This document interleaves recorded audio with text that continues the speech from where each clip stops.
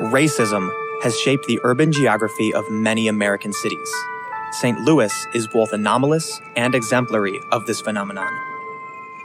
After emancipation, freed slaves were confined to small patches of land in the core of St. Louis City. More and more black families moved into the city during the Great Migration, and racial zoning laws and later racial covenants ensured their continued segregation. In the 1950s, St. Louis became one of the first cities to experiment in high-rise public housing like Pruitt-Igoe. But decades of neglect and the widespread failure of low-income housing followed. Waves of recession and the flight of its manufacturing base further led to decline. St. Louis City imploded, losing much of its population to the suburbs. The result today: a dense, over-concentrated central core. In a ring around this core, deterioration, overuse, blight. Surrounding this, the better residential area. And beyond this, the green suburb. White families fled in droves to North St. Louis County, where they formed subdivisions that quickly incorporated into small, whites-only municipalities.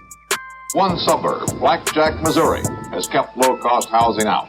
Tiny Blackjack incorporated itself as a city last August and promptly passed a zoning law prohibiting the construction of new apartment buildings. St. Louis City was powerless to stop the flight of whites to the county. And unlike every other major American city, St. Louis could not by law annex the rapidly urbanizing areas at its edges. And so over time, small, independent municipalities formed around the city.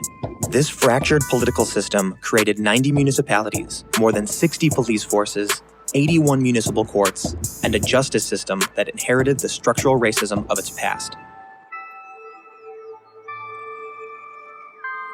Some municipalities, like Beverly Hills, are less than half a square mile in area. Others have populations less than 100 people. There are places in St. Louis County where you can see 3 city halls from standing on a corner. Every block or 2 blocks, there's a new municipality, and that municipality has its own police force, and it has its own court. If I make a right out of my neighborhood, I can drive through 8 different towns in a span of 3 miles. One of the consequences of that is very easy to get tickets in multiple different places. So if I'm driving an older car, I might get stopped by 8 different police departments. I could potentially be fined by 8 different communities. You're driving through the gauntlet.